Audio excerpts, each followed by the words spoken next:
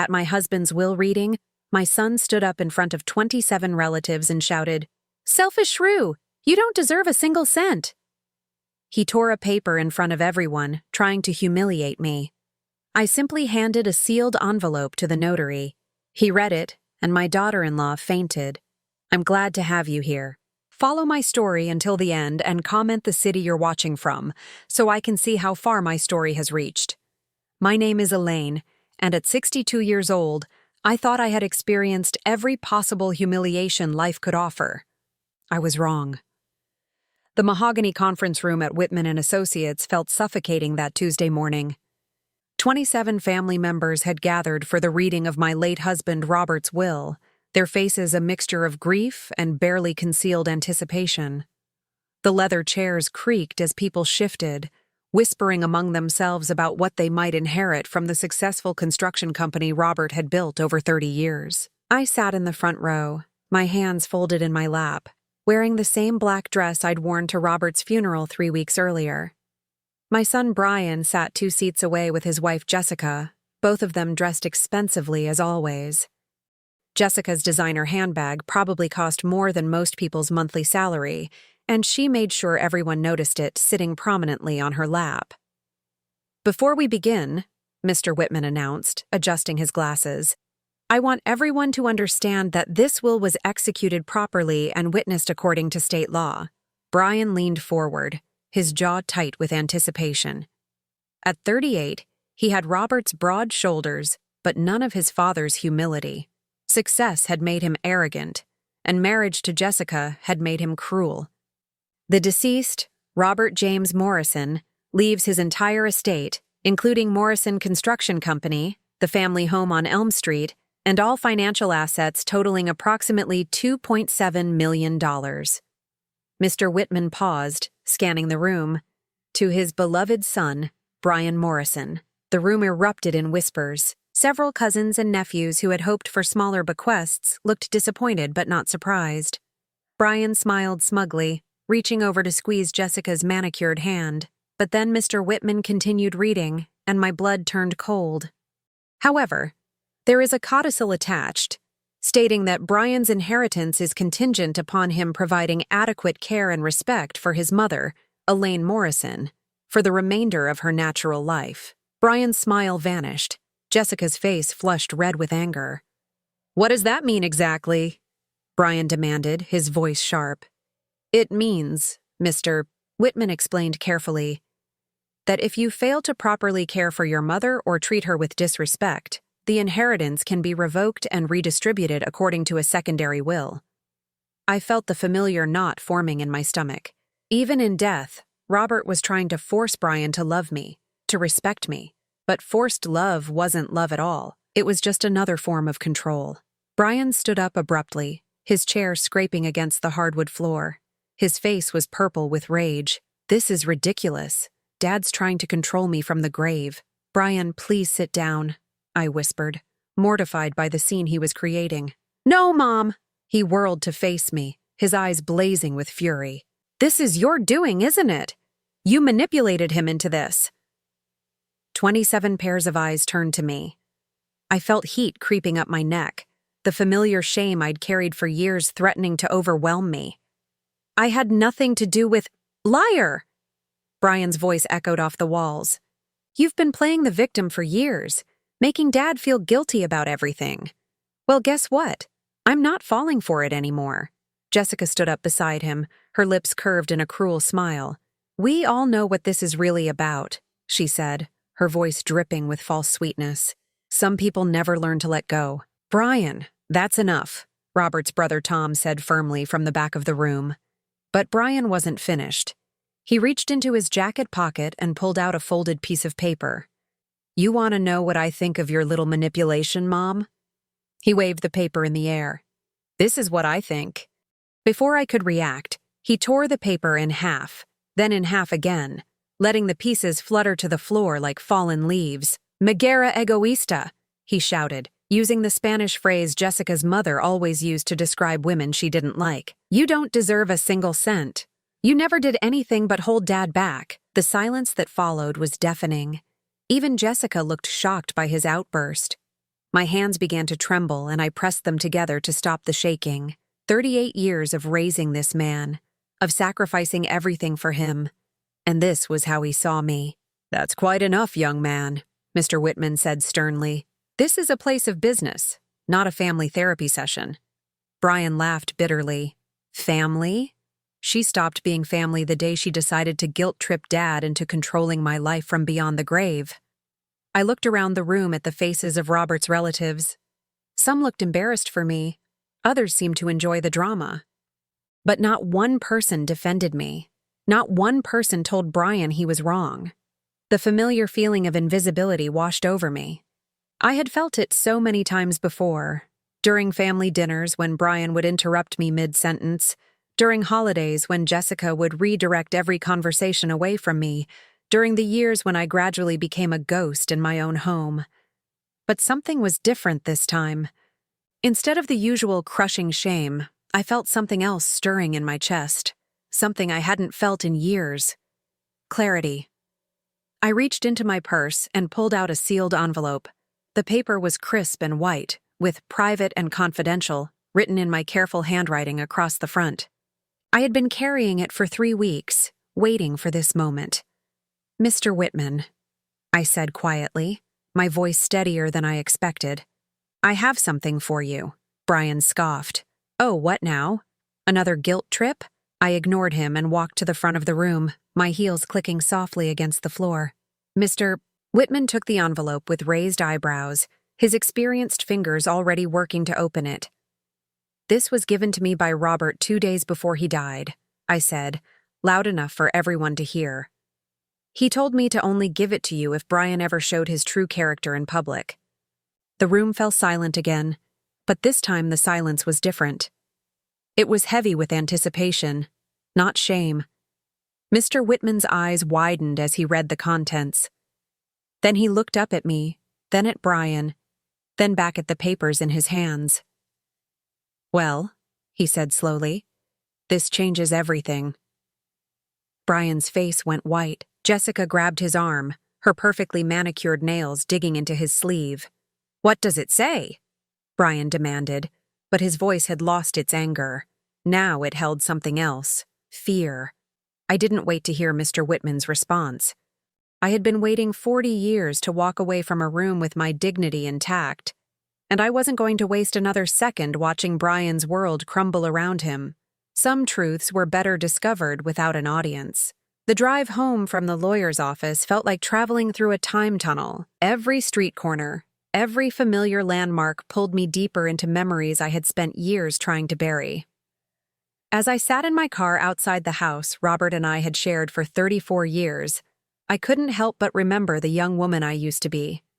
I was 24 when I met Robert Morrison at a company Christmas party in 1983. I had just finished my accounting degree and was working for a small firm downtown, full of dreams about building my own practice someday. Robert was 28, charming and ambitious, with calloused hands that told stories of hard work and eyes that promised a future. We married 8 months later in a small ceremony at St. Mary's Church. I wore my grandmother's dress, altered to fit my smaller frame, and carried wildflowers Robert had picked that morning from a field outside town. We couldn't afford much, but we were rich in hope.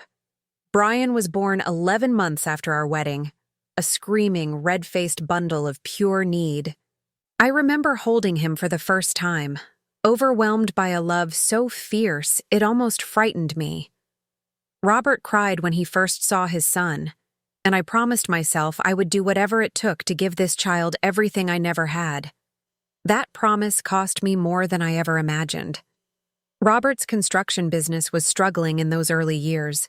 The recession of the early 80s had hit the building industry hard, and larger companies were undercutting his bids. Night after night, he would come home covered in dust and defeat, slumping at our kitchen table with unpaid bills spread before him like an accusation. "I don't know how much longer I can keep this up, Ellie," he said one particularly dark evening when Brian was 3 years old. "Maybe I should just get a job working for someone else." I looked at my husband, at the dreams dying in his eyes, and made a decision that would define the rest of my life. "What if I helped?" I suggested quietly. What if I used my inheritance? My grandmother had left me $68,000, a fortune in 1986. It was meant to be my safety net, my independence, my chance to start my own accounting firm if Robert's business failed. It represented every sacrifice my grandmother had made, working as a seamstress for 50 years to leave something meaningful to her granddaughter. Robert's eyes lit up with possibility. Are you sure? That money was meant for you. We're married, I said, pushing aside the voice in my head that whispered warnings. What's mine is yours. I signed the papers the next week, transferring every penny to Morrison Construction. Robert bought new equipment, hired 2 workers, and began bidding on larger projects. Within 5 years, the company was thriving. Within 10 years, we were genuinely wealthy. But somewhere along the way, the we became he. Robert never asked my opinion about business decisions anymore. When clients complimented him on his success, he never mentioned my contribution. At dinner parties, he would joke about how lucky he was to have a wife who was content to stay home and take care of the family. I tried to return to work when Brian started kindergarten, but Robert was against it. Why would you want to work for someone else when I'm making enough for all of us? He asked, genuinely confused. Besides, Brian needs you here when he gets home from school. So I stayed home. I packed lunches and attended PTA meetings and organized birthday parties. I volunteered at the school library and coached Brian's Little League team when Robert was too busy with work. I became the perfect wife and mother, slowly erasing every dream I'd ever had for myself. Brian grew up believing this was normal. He saw a father who worked hard and a mother who existed to serve others. He never knew that I had sacrificed my grandmother's legacy to build his father's empire. He never knew that I had been offered a partnership at Brennan & Associates when he was 7, or that I had turned it down because Robert said it would be selfish to put my career ahead of my family's needs. By the time Brian turned 18, he had learned to see me the way Robert did, as someone whose value lay entirely in what I could do for others. When he brought girlfriends home, he would apologize for my old-fashioned ideas. When he went to college, he rarely called home, and when he did, he wanted to talk to his father about business, not to his mother about anything at all. Then he met Jessica. I knew she was trouble the moment she walked into our house during Brian's senior year at college. She was beautiful in that sharp, calculated way that comes from years of practice. Her smile never quite reached her eyes, and she had a talent for making cutting remarks sound like compliments. Mrs. Morrison, she said the first time we met, looking around our living room with barely concealed disdain. Your home is so cozy, very traditional. Brian beamed at her as if she had given me the highest praise. Mom loves her decorating shows, he said, as if my interest in making our home beautiful was some quaint hobby, rather than 20 years of creating a warm space for our family. Jessica nodded sympathetically. How nice that you have time for those little hobbies. Over the following months, I watched her systematically undermine every conversation I tried to have with Brian. If I mentioned a news story, she would redirect the discussion to something she considered more important. If I shared a memory from Brian's childhood, she would make a joke that painted me as an oversharing mother who couldn't let go of the past. The worst part was that Brian not only allowed it, he encouraged it. He laughed at her jokes at my expense. He chose her side in every small disagreement. He began treating me like an embarrassing relative, rather than the woman who had given up everything to ensure his success. When they announced their engagement, Jessica made it clear that she had big plans for modernizing the family. She suggested I might be more comfortable in a smaller place, since the big house would be too much work for someone my age. She talked about redecorating everything I had carefully chosen over the years, as if my taste was some outdated burden they had inherited. We want to start fresh, she explained to Robert and me over dinner. Create our own traditions. What she meant was, erase every trace of me. Robert, to his credit, initially resisted. Elaine has put a lot of love into this house, he said firmly. It's her home too. But Jessica was patient and persistent. She planted seeds of doubt slowly, carefully. She complained about how set in her ways I was. She made jokes about mother-in-law syndrome. She painted every attempt I made to maintain my place in my son's life as possessive and controlling. And Brian believed her. Or maybe he wanted to believe her, because it was easier than acknowledging what his success had cost me. The night before their wedding, I found myself alone in the kitchen, wrapping wedding favors that Jessica had decided were my responsibility. My hands moved automatically while my mind wandered to all the roads I hadn't taken, all the dreams I had surrendered. Robert found me there at 2 a.m, surrounded by ribbons and regret. "You're still up?" he asked, loosening his tie. He had been at Brian's bachelor party, though at 53 he was far too old for the festivities his son had planned. "Just finishing these," I said, gesturing to the favors. He sat down beside me, and for a moment we worked in comfortable silence. Then he said something that surprised me. "I've been thinking about your grandmother's money lately." I stopped wrapping, my hands frozen around a small silver box. "What about it?" "I never thanked you properly," he said quietly, "for giving it up, for believing in me when I didn't believe in myself." Tears stung my eyes, but I didn't let them fall. "We were partners," I said simply. "Were," he repeated, and something in his voice made me look up. Past tense. I didn't know what to say to that. We both knew that somewhere along the way, our partnership had become my servitude. "Things are going to change after tomorrow," Robert said. And I thought he meant because Brian would be married, because our family dynamic would shift again. I had no idea he meant something else entirely. The first year of Brian and Jessica's marriage was like watching a slow-motion car accident. I could see the destruction coming, but I was powerless to stop it. They moved into the guest house on our property initially, while they looked for their own place. Jessica had insisted it was temporary, just until they could find something suitable for a young executive and his wife. But temporary stretched into months, and months stretched into a year, and I began to understand that this arrangement suited Jessica perfectly.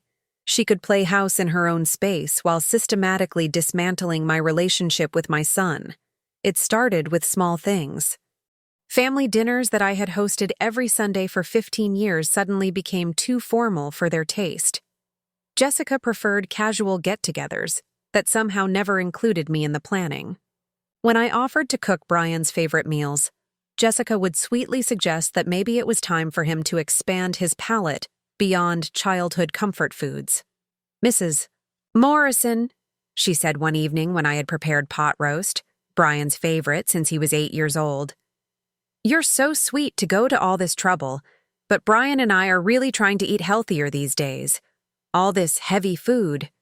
She patted her flat stomach meaningfully. Brian, who had been reaching for a second helping, withdrew his hand as if the food had suddenly become poisonous. "Mom always did cook pretty rich meals," he said apologetically to his wife, as if I weren't sitting right there. I watched my son choose Jessica's approval over his own preferences, and I felt something crack inside my chest. The holidays were worse. Jessica had traditions from her own family that she wanted to incorporate, which seemed to involve replacing everything meaningful to us with something that suited her better. Christmas morning, which had always been a quiet, intimate affair in our living room, became a catered brunch in the formal dining room with Jessica's parents and her sister's family. "It's so important for families to blend traditions," Jessica explained when I suggested we might alternate years or find a way to include both families' customs. "Don't you think it's time to try something new?" What she meant was, your traditions don't matter anymore. Jessica's mother, Patricia, was cut from the same cloth as her daughter, only with 30 years more practice at wielding sweetness like a weapon. She would compliment my cooking while suggesting improvements, praise my decorating while mentioning how dated certain pieces looked, and ask about my little hobbies, with just enough condescension to make it clear that my interests were quaint relics of a simpler time. "Elaine keeps herself so busy," Patricia would say to Robert at these gatherings, as if I weren't capable of speaking for myself. "It's wonderful how some women can find fulfillment in domestic pursuits." The implication was clear. Successful women like Jessica and Patricia had careers and ambitions, while women like me had recipe collections and garden clubs. Brian absorbed these subtle messages like a sponge. He began treating my opinions as outdated, my preferences as obstacles to overcome. When I suggested a family vacation to the lake house we had rented every summer for 20 years, Jessica wrinkled her nose and mentioned how rustic it was. How much nicer it would be to try somewhere more sophisticated. Maybe somewhere with a spa, she suggested brightly. Somewhere we could all relax and be pampered. Brian immediately agreed. That sounds amazing, Jess. Mom, you'd love a spa weekend, wouldn't you? I wanted to scream that I had never expressed any interest in spas, that what I loved was the simple cabin by the lake where Brian had learned to fish, and where Robert and I had spent quiet evenings reading on the porch. But Jessica was already pulling up resort websites on her phone, and Brian was leaning over her shoulder with enthusiasm, and I realized that my preferences had become irrelevant. The spa weekend was a disaster, at least for me.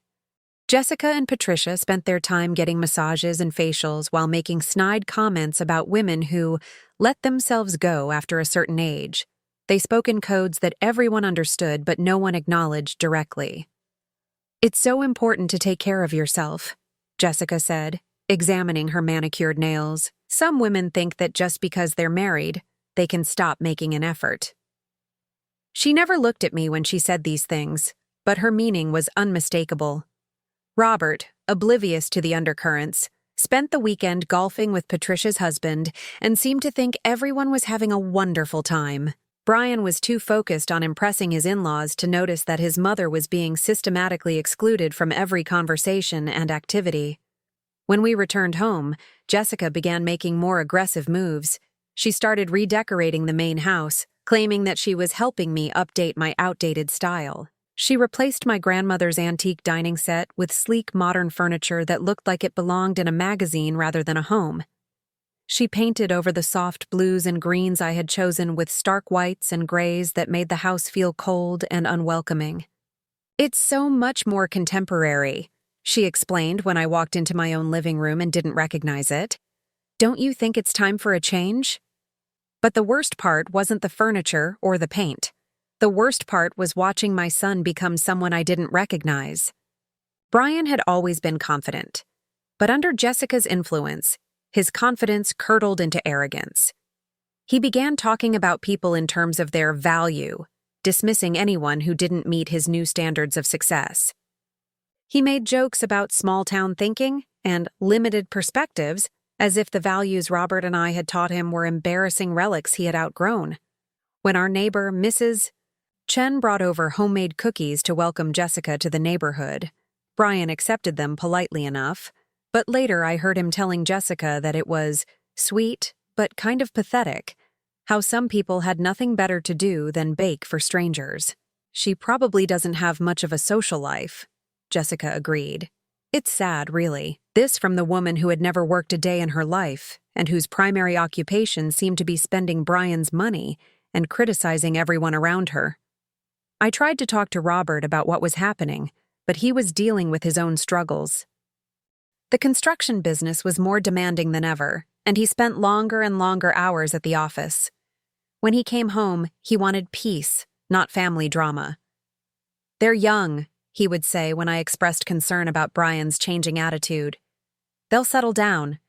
Jessica is poisoning him against us, I said one night after a particularly painful dinner where Brian had sided with his wife in criticizing my overcooking of the vegetables. Robert sighed heavily. Elaine, you're being dramatic. Jessica is just strong-willed. Brian will find his balance. But Brian wasn't finding balance. He was losing himself piece by piece, trading his authentic self for Jessica's approval. The breaking point came during the second year of their marriage, at my birthday dinner. I had asked for something simple, just family, just the four of us, at my favorite restaurant downtown. Jessica spent the entire meal complaining about the limited menu and the dated decor, making it clear that my choice of venue was yet another example of my poor judgment. When the waiter brought out the small birthday cake I had requested, Jessica looked at it with undisguised disdain. "Oh," she said, her voice dripping with false sweetness. "How quaint." Brian laughed, actually laughed. "Mom's not much for fancy desserts," he explained to his wife, as if my preferences were some charming character flaw. "Well," Jessica said, cutting a tiny sliver for herself, "I suppose some people are easily satisfied." I sat there, on my 59th birthday, listening to my son apologize for my existence to a woman who had never contributed anything meaningful to anyone's life, and I felt something die inside me. That night, as I lay in bed listening to Robert's steady breathing, I made a decision. I couldn't change Jessica. I couldn't change Brian, but I could change how much of myself I was willing to sacrifice on the altar of their approval. I began pulling back gradually. I stopped volunteering to cook for their dinner parties. I stopped offering to help with their social events. I stopped trying to insert myself into conversations where I clearly wasn't wanted. Jessica noticed immediately, of course. She began making comments about how distant I seemed, how unfriendly I was becoming. She told Brian that she was concerned about my withdrawal from family activities. "Maybe your mother is going through something," she suggested with fake sympathy. "You know how women can get at her age?" The implication that my emotional health was declining, that my withdrawal was a sign of mental instability rather than self-preservation, was Jessica's masterstroke. Brian began looking at me with a mixture of pity and irritation, as if I were a problem to be managed rather than a person to be respected. When I overheard Jessica telling her mother that she was worried about my mood swings and antisocial behavior, I realized that she had successfully rewritten the narrative. In her version of events, I wasn't protecting myself from her constant criticism. I was becoming a difficult old woman who couldn't accept change, and Brian believed her. The final straw came when they announced they were buying their own house across town. I should have been relieved. Instead, I felt a profound sense of loss, because I knew this wasn't just them gaining independence. This was Jessica finally succeeding in removing me from my son's daily life entirely. "We found the perfect place," Brian announced over dinner. 5 bedrooms, 3 baths, and Jessica loves the kitchen." "That's wonderful," I said, and I meant it. "You'll have room to grow." Jessica's smile was triumphant. "Yes, we're really looking forward to having our own space, creating our own traditions." Without me. She didn't say it, but she didn't need to. Robert raised his wine glass. "To new beginnings," he said. As I clinked my glass against theirs, I couldn't help but wonder what kind of ending this new beginning would bring. The envelope I handed to Mr. Whitman that morning contained more than just papers. It contained Robert's final attempt to set things right, and his acknowledgement of truths I thought he had never seen. 2 days before Robert died, he called me into his study. It was a Tuesday evening in March, and the spring rain was pattering against the windows like impatient fingers. He had been quieter than usual during dinner, pushing food around his plate while Jessica dominated the conversation with complaints about the country club's new policies. "Ellie," he said, using the nickname he hadn't used in years, "I need to talk to you." Something in his tone made me set down the book I had been reading. Robert was sitting behind his mahogany desk, the same one where he had written countless contracts and built his empire. But tonight, he looked smaller somehow, older than his 67 years. "I've been thinking about a lot of things lately," he began, his fingers drumming nervously on the desk surface. "About the business, about Brian, about us." I remained silent, sensing that this conversation had been building for longer than just this evening. "I know what's been happening," he said quietly, "with Jessica, with Brian. I've known for a long time." My heart stopped. "Robert, He held up a hand to stop me. "Let me finish, please." I nodded, my throat suddenly tight. "I've been a fool, Elaine. A blind, selfish fool." His voice cracked slightly. "I watched that woman systematically tear down everything you've built, everything you've given to this family, and I did nothing. Worse than nothing. I enabled it." Tears stung my eyes, but I blinked them back. After so many years of feeling invisible, of believing that Robert truly didn't see what was happening, his words felt like both vindication and heartbreak. "I told myself it was normal adjustment," he continued. "New wives, new dynamics, young people finding their way. But that wasn't what this was, and I knew it. He opened the desk drawer and pulled out a thick folder. "I've been documenting things, Ellie. For the past year." "Documenting what?" "Everything." His eyes met mine, and I saw pain there, deep and regretful. The way Jessica talks to you when she thinks no one is listening. The way Brian dismisses you. The way they've been planning to ease you out of your own home. My blood ran cold. Planning what? Robert's jaw tightened. Last month, I overheard Jessica on the phone with that interior designer of hers. She was discussing converting the master bedroom into a sophisticated retreat once you were no longer living here. The words hit me like a physical blow. She said that? She said a lot of things. Robert opened the folder and spread several pages across the desk. "I started recording conversations, Elaine. I know it sounds extreme, but I needed proof of what I was seeing. I stared at the transcripts in disbelief. Page after page of conversations between Jessica and her friends, between Jessica and Brian, between Jessica and her mother. All discussing me like I was a problem to be solved, an obstacle to be removed." "Listen to this one," Robert said, pointing to a transcript dated 3 weeks earlier. "This is Jessica talking to her sister about our family dinner last Sunday." He read aloud, "She just sits there looking pathetic, like she's waiting for someone to acknowledge her. It's embarrassing, honestly. Brian knows it too, but he feels guilty. I keep telling him that guilt isn't love, and eventually he'll realize his mother is just unnecessary." The word unnecessary felt like a knife in my chest. All those years of sacrifice, of putting their needs before my own, and I had become unnecessary. "There's more," Robert said grimly. "Much more." He showed me transcripts of Jessica discussing my declining mental state with her friends, despite the fact that I had never shown any signs of mental decline. She had been building a narrative, painting me as a confused old woman who was becoming a burden on the family. "She's been very clever about it," Robert explained. "Never saying anything directly cruel, always couching her criticism in concern. But the pattern is clear. She's been systematically undermining your place in this family." I looked at another transcript, this one from a conversation between Jessica and Brian from just 2 weeks ago. "Jessica, your mother seems more withdrawn lately. I'm concerned about her isolation." Brian, "She's always been kind of needy. Maybe some distance is healthy." Jessica, "I just worry that she's becoming too dependent on us for emotional support. It's not healthy for any of us." Brian, "You're right. Maybe we should encourage her to find some activities, some friends her own age." Jessica, "Exactly. She needs to build a life that doesn't revolve around us." Reading my son's words, seeing how easily he had absorbed Jessica's poison, I felt something break inside me that I didn't think could ever be repaired. "But here's the worst part," Robert said, his voice heavy with anger. "Last week I found out they've been meeting with a realtor." "A realtor?" "They want to buy this house, Elaine. Our house.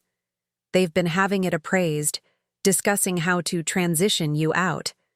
Jessica told the realtor that you were getting too old to maintain such a large property, and that it would be easier for everyone if you moved to something smaller." The betrayal was so complete, so breathtaking in its cruelty, that I couldn't speak for several minutes. "They've been planning your erasure," Robert continued. "And they expected me to go along with it, expected me to help them push you out of your own life." "Why are you telling me this now?" I whispered. Robert's eyes filled with tears. "Because I'm dying, Elaine." The words hung in the air between us like a death sentence. "What?" The doctor confirmed it yesterday. "Pancreatic cancer, stage 4. 3 months, maybe 4 if I'm lucky." I felt the room spinning around me. "Robert, no. There must be something." "There isn't." His voice was calm, resigned. "I've known something was wrong for weeks. The fatigue, the weight loss. I just didn't want to face it." "We'll fight it," I said desperately. "We'll get second opinions, try experimental treatments. Ellie." His voice was gentle but firm. "It's too late for that. But it's not too late for me to do the right thing." He pulled out another document, this one bearing the letterhead of a different law firm. I've had a new will drawn up, one that Jessica and Brian don't know about. My hands trembled as I took the papers. The will was completely different from the one Mr. Whitman would read in 3 weeks. This one left everything to me, the house, the business, all of Robert's assets, everything. Robert, I can't. You can and you will. His voice was stronger now, more determined than I had heard it in years. That money you gave me 40 years ago? It didn't just save my business, Elaine. It built everything we have. You've been an equal partner in this marriage, even when I was too blind to see it. But Brian has shown me who he really is. Robert's face hardened. A man who would stand by and watch his wife destroy his mother isn't a man who deserves to inherit the fruits of that mother's sacrifice. He's still your son. And you're still my wife. The woman who gave up her dreams so I could chase mine. The woman who raised our son while I built my empire. The woman who deserves to be honored, not erased. I stared at the will through my tears. What do you want me to do with this? Keep it safe. If Brian shows the respect and love you deserve during my final months, we'll destroy it and go with the original will. But if he continues down this path, Robert's jaw set in a line I recognized from his business negotiations. If he continues to let Jessica poison him against you, then you give this to Mr. Patterson. He pointed to the name of the second law firm. He's been my friend for 30 years and he knows the whole truth. He'll make sure this will is executed properly. And the envelope I'm supposed to give Mr. Whitman? Robert smiled sadly. Insurance. A letter explaining everything, along with copies of the most damning transcripts. If Brian ever shows his true colors in public, if he ever humiliates you the way I've let him humiliate you in private, then you give Whitman that envelope. It will invalidate the first will and trigger the second one. I held the envelope against my chest, feeling the weight of Robert's final attempt to protect me. Why now? Why not sooner? Because I was a coward, he said simply. I was afraid of losing my son. I thought if I just waited, if I just hoped, he would come to his senses. But watching you disappear a little more each day, watching you become a ghost in your own home, I realized I was losing something far more precious. Robert, I love you, Elaine. I have always loved you. And I'm sorry it took me dying to find the courage to show it. We sat in silence for a long time, the weight of 40 years of marriage settling between us like a familiar blanket. Outside, the rain continued its gentle percussion against the windows, washing the world clean. There's one more thing, Robert said finally. The business. I've restructured it so that you'll have complete control. Jessica has been hinting that Brian should take over when I'm gone. But Brian doesn't understand the first thing about construction. You do. You've been helping me with the books for 20 years. It was true. While Jessica had been redecorating and Brian had been climbing the corporate ladder at his finance job, I had been quietly managing the administrative side of Morrison Construction. I knew every contract, every client, every financial detail. You built this company as much as I did, Robert continued. It's time people knew that. That night, after Robert had hidden the new will in his private safe and given me the combination, I lay awake staring at the ceiling. In 3 months, I would be a widow, but for the first time in years, I wouldn't be powerless. I had no idea that 2 weeks later, Brian would give me the perfect opportunity to use Robert's final gift. I didn't return to the lawyer's office. Instead, I drove to Millfield Park, the same place where Robert had proposed to me 39 years earlier under the old oak tree that still stood sentinel beside the pond. I needed time to process what had just happened. What was about to happen? My phone rang incessantly during the 20-minute drive. First Brian, then Jessica, then several relatives who had witnessed the scene. I let every call go to voicemail. After 40 years of being available to everyone else, I finally had the luxury of being unavailable. At the park, I sat on the same wooden bench where Robert and I used to bring Brian when he was small. He would feed the ducks while we talked about our dreams, our fears, our hopes for his future. Never in those conversations did we imagine he would grow up to publicly humiliate the woman who had sacrificed everything for him. My phone buzzed with a text from my sister Margaret, who lived 3 states away. Heard what happened from Cousin Tom. Are you okay?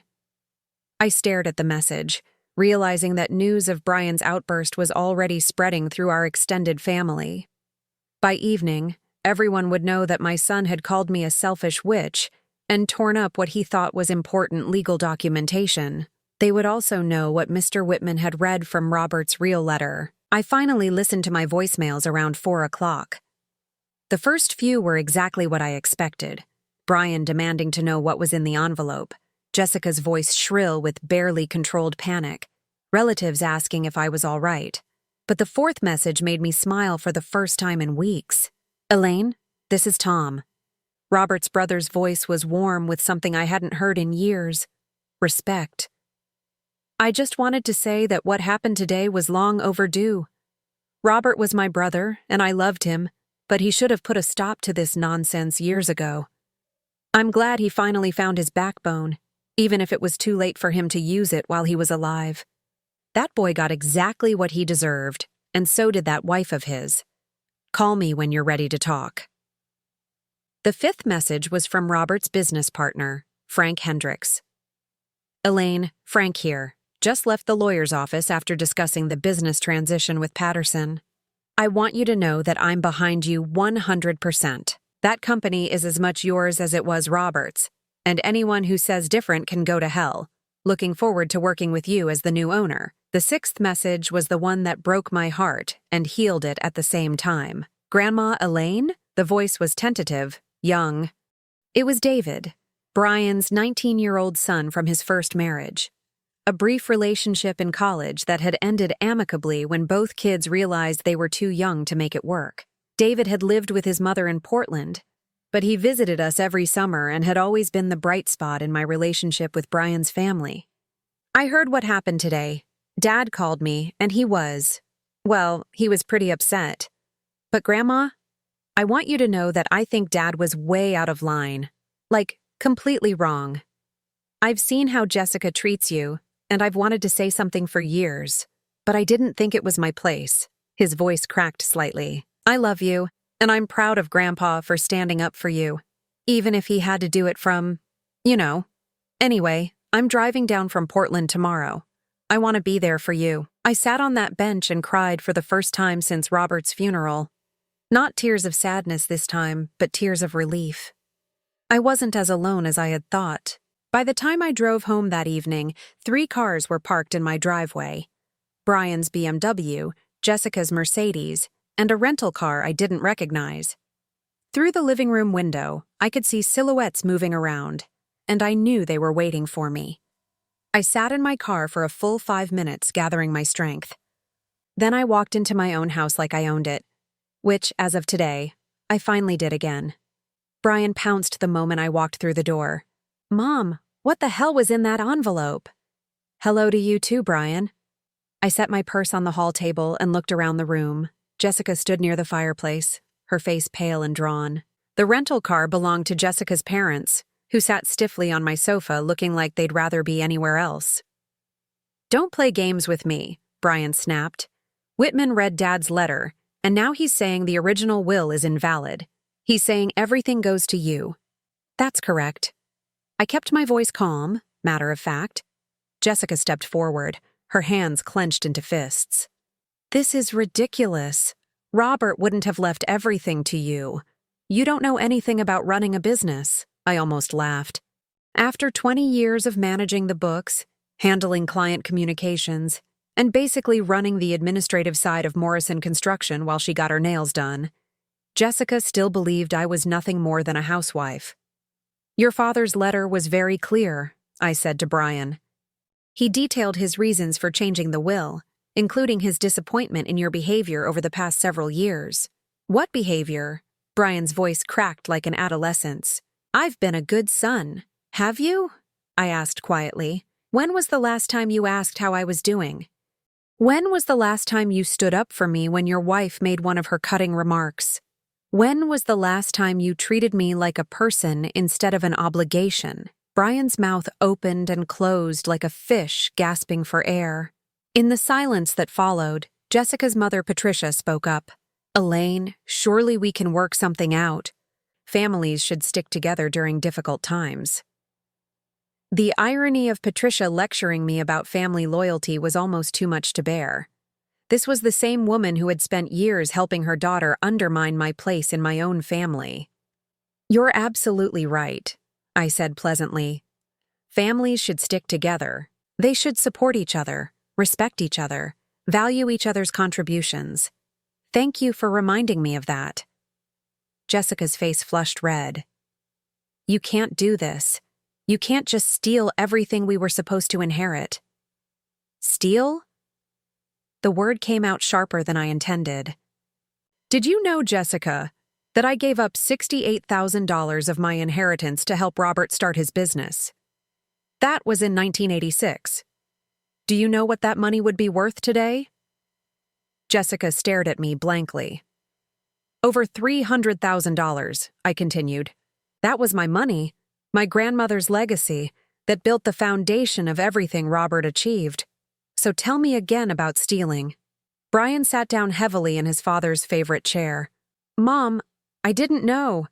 There's a lot you didn't know, I interrupted, because you never asked. You never wondered why your father's business took off so suddenly in the late 80s.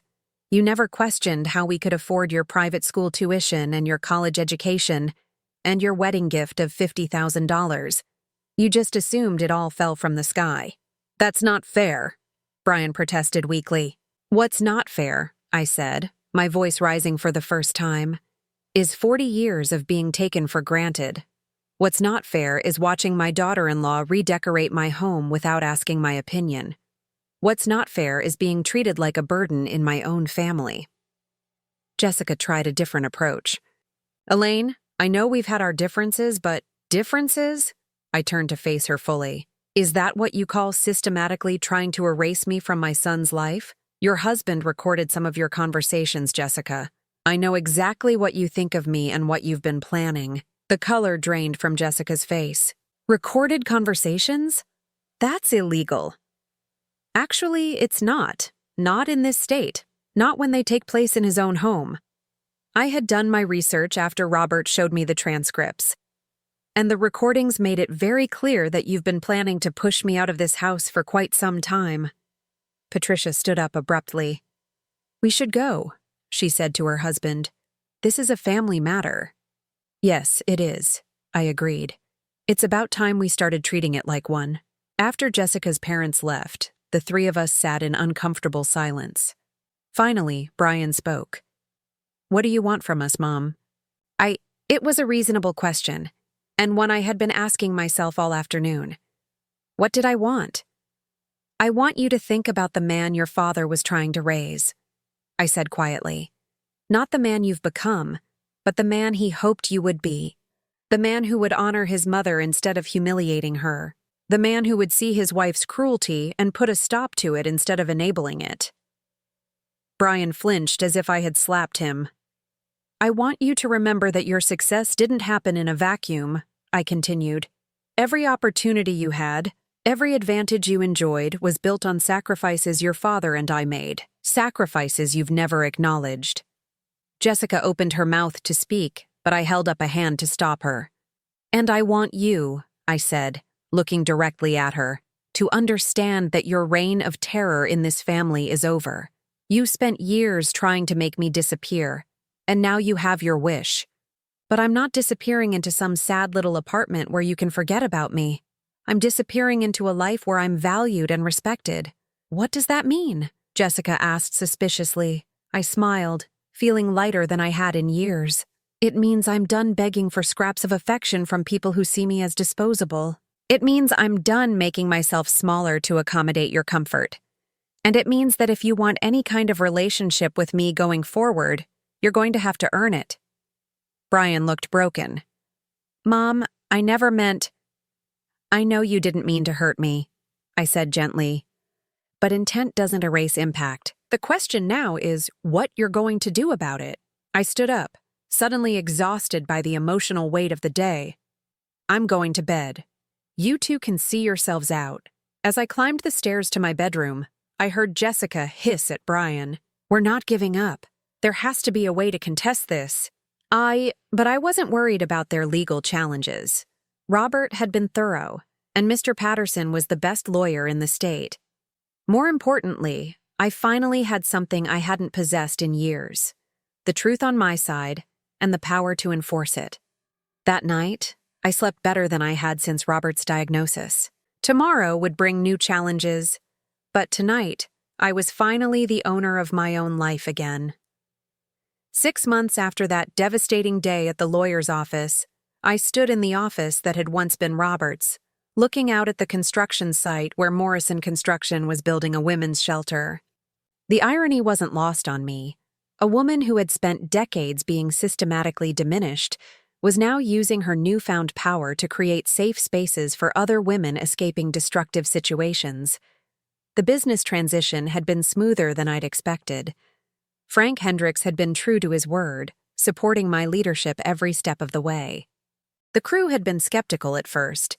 A 62-year-old woman taking over a construction company wasn't exactly conventional, but they quickly learned that I knew every aspect of the operation, from budgets to building codes to client relationships. "Mrs. Morrison?" My new assistant, Sandra, poked her head through the door. "Your grandson David is here for lunch." I smiled, closing the project folder I'd been reviewing. David had been my saving grace through all of this.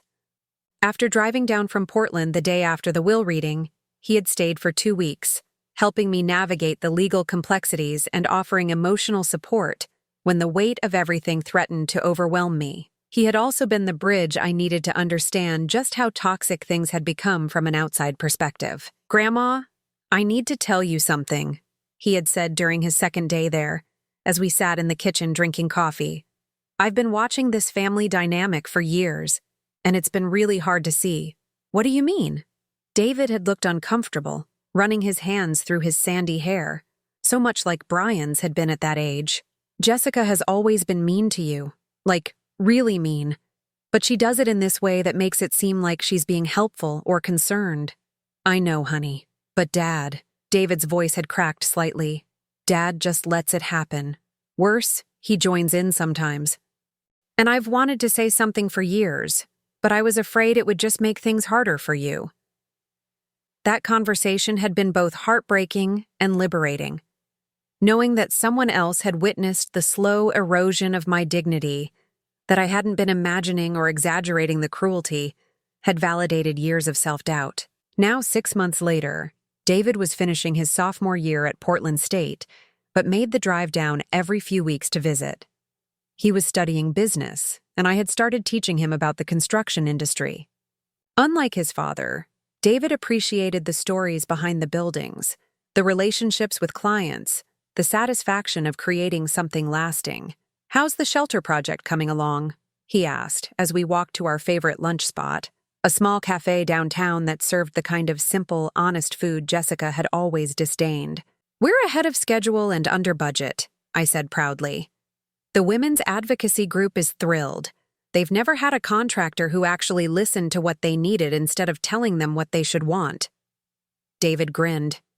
"That's because you've been on the other side of not being heard." It was true. Working with the advocacy group had been a revelation. These women understood exactly what it felt like to have your voice dismissed, your needs minimized, your worth questioned. We spoke the same language of resilience and quiet strength. "Have you heard from Dad lately?" David asked carefully. We had developed an unspoken agreement that he could ask about Brian, but I wouldn't burden him with the messy details of our fractured relationship. "He calls sometimes," I said honestly. "Usually when Jessica isn't around." That was the most painful part of the whole situation. In quiet moments, when his wife wasn't there to influence him, Brian would call me. He would ask how I was doing, tell me about work, even share memories from his childhood. But the moment Jessica returned, he would retreat back into the cold distance that had become our normal dynamic. "I think he's starting to see things differently," David said hopefully. I sighed, stirring my soup thoughtfully. "Maybe, but seeing and acting are two different things. Your father has spent years choosing Jessica's approval over my feelings. I can't keep hoping he'll suddenly find the courage to change." It was a hard truth, but one I had finally accepted. I could love Brian without accepting his behavior. I could hope for better while protecting myself from further disappointment. What about Jessica? Does she ever call? I laughed, but there was no bitterness in it anymore. Jessica is focused on damage control. She's convinced that if she can just find the right legal loophole or emotional manipulation, she can still get what she feels entitled to. What Jessica didn't understand was that Robert's planning had been meticulous. Every possible challenge had been anticipated and addressed. More importantly, the recorded conversations Robert had documented created an ironclad case for his decision to change the will. She's hired 3 different lawyers, I continued. Each one has told her the same thing. The will is uncontestable, but she can't accept that her actions have consequences. The hardest part hadn't been the legal battles or even the family drama. The hardest part had been learning to live without the constant weight of other people's expectations. For 40 years, I had defined myself by how well I served others. Now, at 62, I was learning who I was when I wasn't trying to please everyone else. I have something to tell you, David said, his expression turning serious. I'm transferring schools to the university here. I want to finish my degree locally. My heart skipped. David, you don't need to. It's not about obligation, Grandma. It's about choice. I love spending time with you. I love learning about the business. And honestly, being around Dad and Jessica has become really uncomfortable. They're always complaining about you or plotting ways to get money from you, and I'm tired of listening to it. The relief I felt was overwhelming. I had been so afraid that my conflict with Brian would cost me my relationship with David, the one person in the family who had never asked me to be smaller than I was. Besides, David continued with a grin, someone needs to learn how to run Morrison Construction when you're ready to retire. I'm not retiring anytime soon, I protested, but the idea warmed me. Having someone to share the business with, someone who appreciated its history and understood its values, felt like a gift I had never dared to hope for.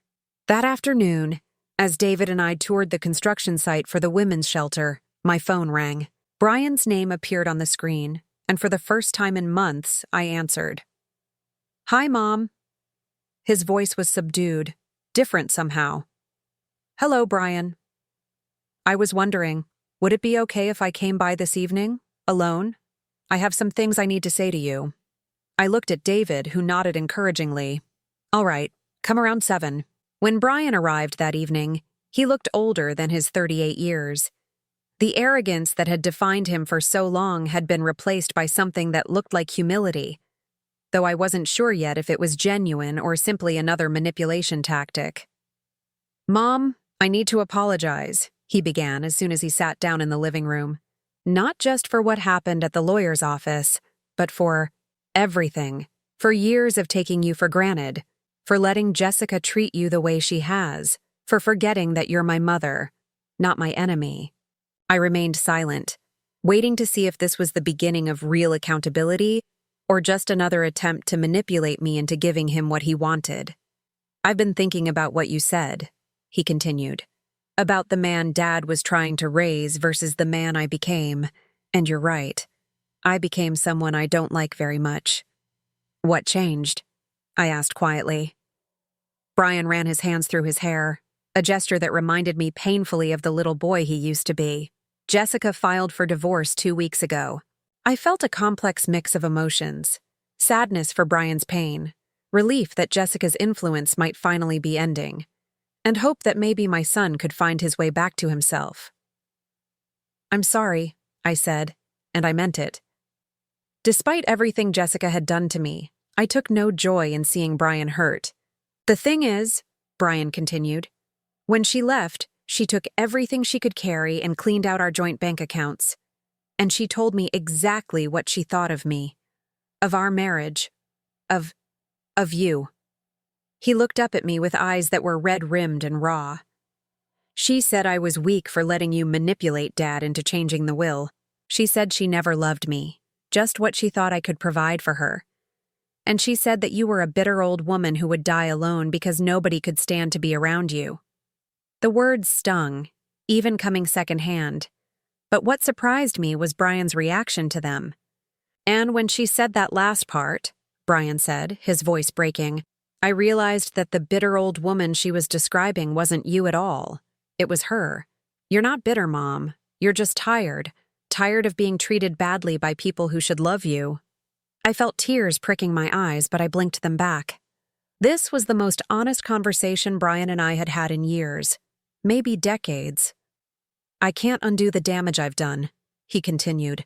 I can't take back the years of choosing her over you, of letting her poison me against the woman who sacrificed everything for my happiness. But I want to try to make things right, if you'll let me. What does that look like? I asked. I don't know yet, Brian admitted. Maybe it starts with me accepting that you don't owe me anything, that if you never want to see me again, I've earned that. But I hope maybe someday you might be willing to let me try to be the son you deserved all along. I looked at this broken man sitting in my living room, and I saw glimpses of the boy I had raised, the one who used to help me bake cookies and tell me about his dreams. That boy was still there, underneath 40 years of poor choices and toxic influences. Brian, I said finally, I never stopped loving you. I just stopped accepting unacceptable behavior. If you're serious about change, if you're willing to do the work of rebuilding trust, then yes, we can try. The relief on his face was profound. Thank you, he whispered. I won't let you down again.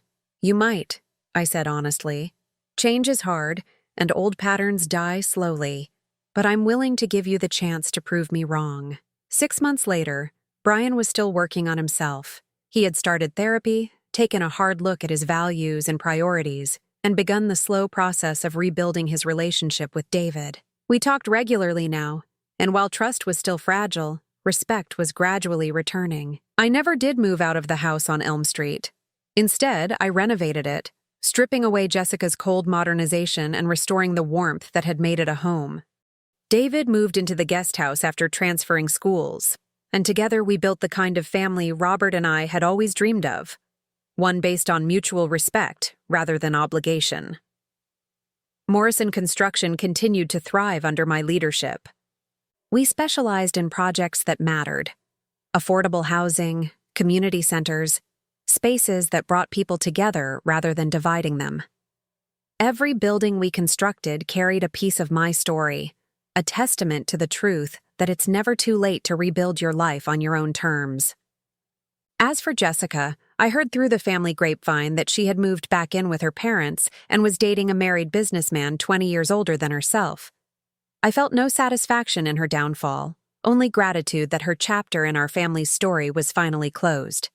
Standing in my garden that first spring after Robert's death, planting the flowers I had always loved but Jessica had deemed too common, I reflected on the journey that had brought me here. I had lost a husband, nearly lost a son, and discovered strength I never knew I possessed.